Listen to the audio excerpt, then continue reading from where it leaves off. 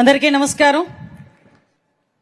ఆహ్లాదకరమైన వాతావరణం, అందరి మొహాల్లోనే కూడా ఏదో సాధించేము, ఇప్పటికీ సాధించి మేము అనుకున్న యూనిఫామ్ మా ఒంటి మీద పడబోతుంది అన్న ఆత్మవిశ్వాసంతో ఒక మంచి సంస్కరణ కోసం మంచి పండుగ వాతావరణంలో సుమారుగా 5,500 కుటుంబాల్లో పోలీస్ కుటుంబంలోకి అడుగు పెడుతున్న తరుణంలో వాళ్ళతో పాటు వాళ్ళ కుటుంబ సభ్యుల్ని సైతం ఈరోజు ఒక దిశానిర్దేశం ఇవ్వటానికి, వాళ్ళందరి ఆశీస్సులు తీసుకోవటానికి ఒక మంచి కార్యక్రమానికి ఇక్కడికి విచ్చేసిన మనందరి గౌరవ అభిమాన విజనరీ నాయకుడు, నా నాయకుడు, మన ముఖ్యమంత్రి గౌరవ శ్రీ నారా చంద్రబాబు నాయుడు గారికి ప్రత్యేకంగా పోలీస్ డిపార్ట్మెంట్ తరపున స్వాగతం పలుకుతున్నా.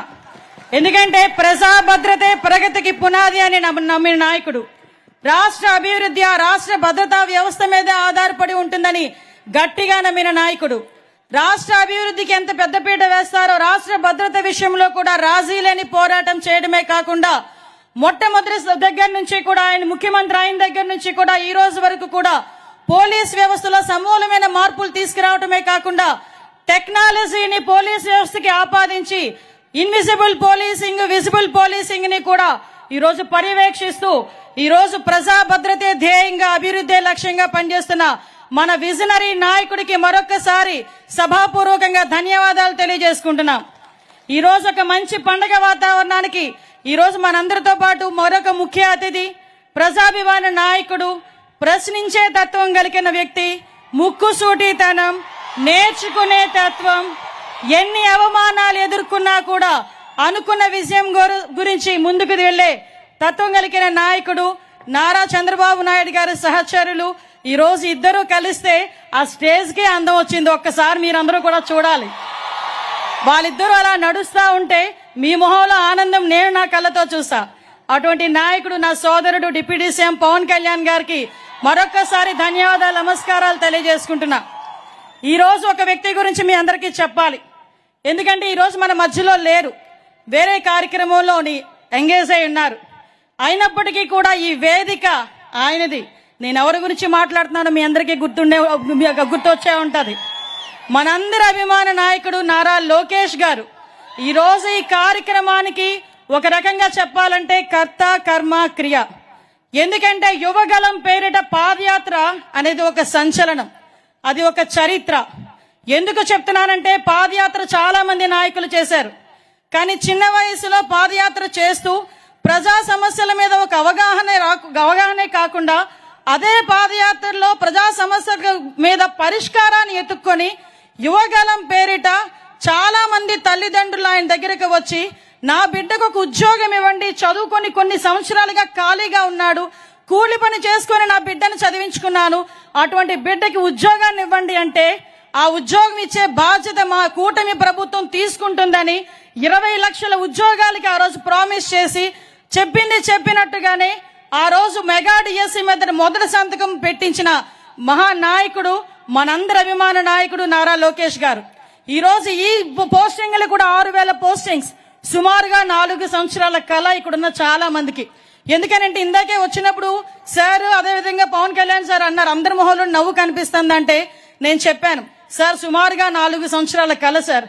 చాలా మందికి వయసు అయిపోతుందన్న భయం, మళ్ళా తిరిగి మాకు ఉద్యోగాలు వస్తాయా అన్న ఆలోచన, అటువంటి ఆలోచన నుంచి అన్నిటినీ కూడా అధిగమించి ఈ రోజు ఈ పొజిషన్ లోకి తీసుకురావడానికి అందరి కృషి ఈ రోజు గౌరవ సీఎం గారు, డిప్యూటీ సీఎం గారు, మరి ముఖ్యంగా నారా లోకేష్ బాబు గారు, అదేవిధంగా మా పోలీస్ సిబ్బంది అందరూ కూడా ఒక ఏకకంఠంతో కంపల్సరీగా మనం మాట ఇచ్చిన ప్రకారం ఉద్యోగాలను ఇవ్వాలి అని ఆ రోజు కంకణం కట్టుకొని ఈ రోజు ఈ కార్యక్రమానికి శ్రీకారం చుట్టాం.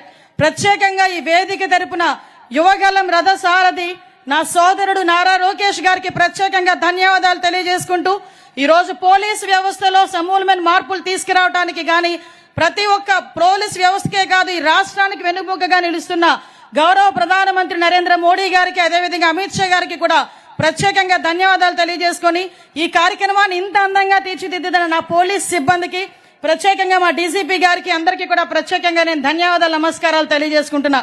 మీ అందరికీ తెలుసు ఈ రోజు ఒక చారిత్రాత్మకమైన రోజు. ఈ రోజు ఒక విషయం చెప్పాలి మీ అందరికీ కూడా, పోలీస్ వ్యవస్థకి తెలుగుదేశం పార్టీకి చాలా అవినాభావ సంబంధం ఉంది.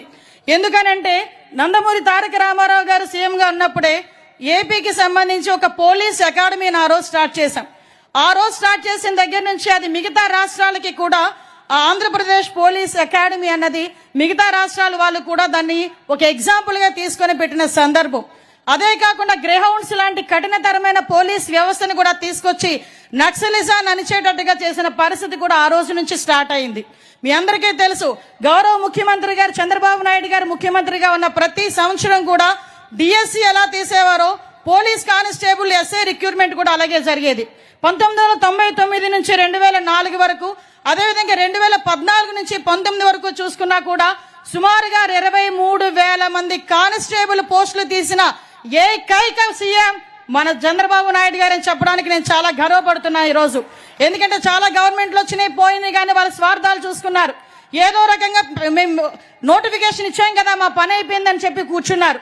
ఈ రోజు మీ నోటిఫికేషన్ కూడా సుమారుగా 21-22 ఇచ్చిన నోటిఫికేషన్ కి కోర్టులు అడ్డంకి ఉన్నాయని చెప్పి ఆగిపోతే, మేము ఇచ్చిన మాట ప్రకారం మేము చేయాలనే ఉద్దేశంతో ఒక పక్క కోర్టుని గౌరవిస్తూనే వచ్చిన ప్రతి అడ్డంకిని కూడా అన్ని రకాలుగా ఎదుర్కొని ఈ రోజు మీ అందరికీ కూడా నియామక పత్రాలు ఇచ్చే పరిస్థితి తీసుకొచ్చాం.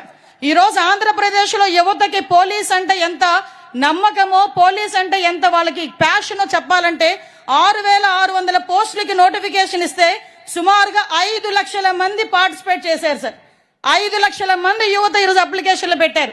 అంటే ఎంత మందికి ఈ రోజు ఒక క్రమశిక్షణగా పోలీస్ వ్యవస్థలో ముందుకెళ్లాలని కోరిక ఉందో మనందరికీ కూడా తెలుస్తుంది. మీ అందరికీ చెప్పాలి, ఎందుకంటే ప్రతిసారి కూడా ఒక మెగా డిఎస్సీని ఏర్పాటు చేయడం ఇప్పుడు చంద్రబాబు నాయుడు గారు గవర్నమెంట్ వచ్చిన తర్వాత, ఇంతకు ముందు చంద్రబాబు నాయుడు గారు ముఖ్యమంత్రిగా ఉండేటప్పుడు కూడా ప్రతి సంవత్సరం డిఎస్సీ తీస్తూ అదేవిధంగా కానిస్టేబుల్ పోస్టులు కూడా తీస్తున్నారు. ఈ సందర్భంగా ఈ వేదిక మీద ఒక విషయం కూడా నేను చెప్పాలి. 2001 డిఎస్సీలో నేను కూడా ఆ రోజు టీచర్నే. చంద్రబాబు నాయుడు గారు ఇచ్చిన డిఎస్సీలో నేను ఆ రోజు టీచర్ గా సెలెక్ట్ అయ్యి మళ్ళా అదే మంత్రివర్గంలో ఈ రోజు హోమ్ మినిస్టర్ గా మీ అందరి ముందు నిల్చునే ఒక బృహత్తరమైన అవకాశం. అందుకే అంటుంటా నేను ఒకసారి అదృష్టవంతురాలని అని. ఈ రకంగా మీ అందరి ఆశీస్సులు తీసుకునే ఒక మంచి అవకాశం. ఇది ఎంత ట్రాన్స్పరెంట్ గా జరిగిందంటే సుమారుగా 2005 రిట్ పిటిషన్లు వేశారు. అన్నిటినీ కూడా తిప్పికొట్టుకున్నాం. మీ అందరికీ కూడా ఎక్కడ కూడా చిన్న అవినీతికి గాని, ఎక్కడ కూడా చిన్న రికమెండేషన్స్ కి గాని ఎక్కడ తావు లేకుండా ఈ రోజు మీ అందరికీ కూడా ఆ రోజు ఫిజికల్ టెస్టులు చేసేటప్పుడు కూడా టెక్నాలజీనే పర్యవేక్షణాధికారి కింద పెట్టాం, గానీ ఒక మనిషిని కూడా పర్యవేక్షణాధికారి కింద పెట్టలే. ఈ విషయం కంపల్సరీగా మీ అందరికీ తెలియాలి. ఎందుకంటే మీ అందరికీ తెలుసు, ఆ రోజు రన్నింగ్ సిస్టమ్ మీ అందరికీ కూడా సీసీటీవీ కెమెరాస్ ఫుల్ గా అక్కడ పెట్టడమే కాదు, పరుగు పరీక్షలకి కూడా RFID చిప్స్ కూడా పెట్టి, బయోమెట్రిక్ హాజరు పెట్టి, ఎత్తు బరువు కూడా తీసే క్రమంలో టెక్నాలజీని బేస్ చేసుకున్నాం. ఈ రోజు టెక్నాలజీని ఎంత అడాప్ట్ చేసుకున్నామంటే ఎక్కడ కూడా నేరం జరిగిన తర్వాత మనం రియాక్షన్ కన్నా నేరం జరగక ముందే ఈ రోజు మనందరం కూడా పర్యవేక్షించుకోవాలి. నేర రహిత ఆంధ్రప్రదేశ్ ఏర్పాటు చేసుకోవాలని గౌరవ ముఖ్యమంత్రి గారు చేసిన ఒక మంచి ప్రతిపాదనకి ఈ రోజు పోలీసు శాఖ కూడా సహకరిస్తూ ముందుకు తీసుకెళ్తాం. ఎందుకంటే ఈ రోజు ఇన్వెస్టిగేషన్ లో కూడా నేరం జరిగిన తర్వాత జైలుకి వెళ్ళొచ్చు, ఎన్ని రోజుల తర్వాత ఎప్పుడో శిక్ష పడుతుందనే కన్నా నేరం జరిగి ఇంకా జైల్లోనే ఉండగానే శిక్ష పడే పరిస్థితిలో ఈ రోజు న్యాయ వ్యవస్థని కూడా మనం పటిష్టం చేసుకునే పరిస్థితి, ఇన్వెస్టిగేషన్ లో కూడా త్వరితగతిన చేయడానికి టెక్నాలజీని ఉపయోగించుకునే పరిస్థితి. ఈ రోజు ఎంతవరకు అంటే 2014 నుంచి 19 వరకు సార్ తీసుకున్న టెక్నాలజికల్ గా తీసుకుంటే ఫింగర్ ప్రింట్ అథెంటికేషన్స్ గానీ, CCTVs గానీ, డ్రోన్స్ గానీ, పామ్ ఐడెంటిఫికేషన్ సిస్టమ్స్ గానీ ఇవన్నీ కూడా ఏర్పాటు చేసి నేరస్తుల్లో ఒక భయాన్ని, ప్రజల్లో ఒక భద్రతని కూడా కల్పించిన పరిస్థితి మనందరికీ కూడా తెలుసు. ఈ రోజు మీరందరూ కూడా కాకి చొక్కా వేసుకోబోతున్నారు. చాలా మందికి ఒక కళ, చిన్నప్పుడు మీ అమ్మా నాన్న పుట్టిన వెంటనే 4వ సంవత్సరంలో 5వ సంవత్సరంలోనో ఏ పండక్కో ఒక పోలీస్ యూనిఫామ్ తో ఒక ఫోటో ఉండే ఉంటది. చాలా మంది దగ్గర ఉందో లేదో ఒకసారి మీరు కూడా గుర్తుకు పెట్టుకోండి. ఎందుకంటే ప్రతి తల్లిది, ముఖ్యంగా మా ఉత్తరాంధ్ర జిల్లాల వాళ్ళకి పోలీస్ అంటే ఒక ప్యాషన్. ఈ రోజు కూడా చూసుకుంటే ఈ 6,000 మంది దాంట్లో సుమారుగా ఎక్కువగా హైయెస్ట్ ఉన్న వాళ్ళు కూడా శ్రీకాకుళం, విజయనగరం నుంచి ఉత్తీర్ణులైన వాళ్ళే చాలా మంది ఉన్నారు. చాలా మందికి పోలీస్ కాకి చొక్కా వేసుకోవడం అంటే ఒక ప్యాషన్. ఆ ప్యాషన్ నే ఈ రోజు మా ధ్యేయంగా మలుచుకొని అందరూ ఇక్కడికి వచ్చారు. ఎన్నో కష్టాలు పడి ఉంటారు మీ తల్లిదండ్రులు మిమ్మల్ని పొజిషన్ లో చూడటానికి. అందుకే మీతో పాటు మీ తాలూకా ఉన్నతిని మీ తల్లిదండ్రులు కూడా చూసి ఆనందించాలి అని ఇలాంటి కార్యక్రమాన్ని ఏర్పాటు చేసి మీ అందరితోని కూడా ఈ సంతోషాన్ని పాలు పంచుకునేటట్టుగా చేసుకోవడానికి ఈ రోజు ఇక్కడ కూర్చున్నాం. ఇక్కడ మహిళా పోలీస్ కానిస్టేబుల్ ఎంపికైన వాళ్ళు ఉన్నారు. ఈ రోజు అప్పట్లో మహిళా కండక్టర్లను ఏర్పాటు చేసింది కూడా ఫస్ట్ టైం తీసుకొచ్చింది కూడా గౌరవ ముఖ్యమంత్రి గారు చంద్రబాబు నాయుడు గారే. మీ అందరికీ తెలుసు ఆర్మడ్ రిజర్వ్ పోలీసుల్లో ఇంతకు ముందు మహిళలు ఉండేవారు కాదు.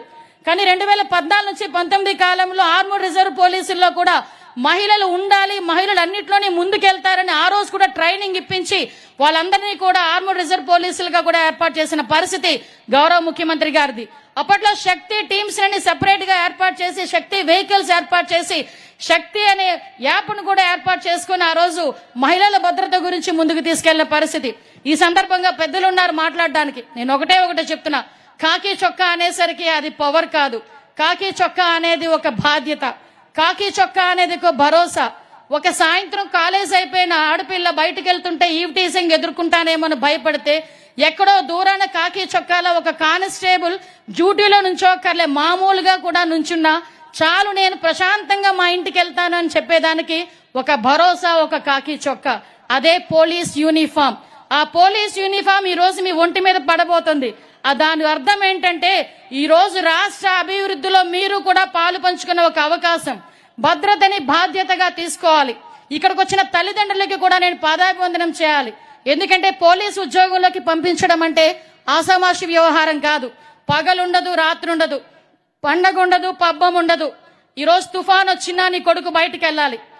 ఎక్కడైనా ఒక ప్రమాదం జరిగినా నీ కొడుకు బయటికి వెళ్ళాలి. ఒక పండగలో ఎక్కడైనా ఏమైనా ఇబ్బందులు తలెత్తుతాయని భయం వేసినా నీ కొడుకు బయటికి వెళ్ళి ఆ ప్రజలందరికీ కాపలా కాయాలి.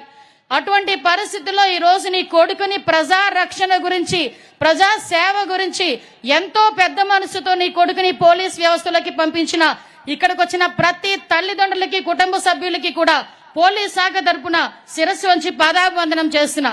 మీ అందరికీ కూడా ఒకటే చెప్తున్నా, బాధ్యతగా భరోసాగా పనిచేయండి.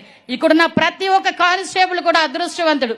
ఎందుకంటే ఒక విజనరీ నాయకుడు, ఒక ప్రజా నాయకుడు ఇద్దరి దగ్గర కూర్చొని మీరు అపాయింట్మెంట్ ఆర్డర్స్ తీసుకోవడమే కాదు, మీ శిక్షణ పూర్తి చేసుకుని 9 నెలల శిక్షణ పూర్తి చేసుకుని ఒక మంచి పోలీస్ గా బయటకు వచ్చి ఈ రాష్ట్ర అభివృద్ధికి, ఈ రాష్ట్ర భద్రతకి, ఈ రాష్ట్ర భరోసాకి ప్రజలందరికీ కూడా నమ్మకంగా మంచి పేరుతో మీరు మీ తాలూకా బాధ్యతను నెరవేర్తించాలని మనస్ఫూర్తిగా కోరుకుంటూ మరొకసారి మీ అందరికీ కూడా పోలీస్ కుటుంబంలోకి స్వాగతం పలుకుతూ మంచి అవకాశం ఇచ్చారు. నాకు ఇది నిజంగా ఇది ఒక చరిత్ర. ఈ చరిత్రలో నాకంటూ ఒక అవకాశం ఇచ్చిన గౌరవ ముఖ్యమంత్రి గారికి ప్రత్యేకంగా పాదాభివందనం చేసుకుంటూ, గౌరవ ఉప ముఖ్యమంత్రి గారికి ప్రత్యేకంగా ధన్యవాదాలు తెలియజేసుకుని సెలవు తీసుకుంటున్నా. జై Hind. Ma'am, your vision and commitment to law, order and public safety inspires all of us. The uniform is more than just a cloth. It is a commitment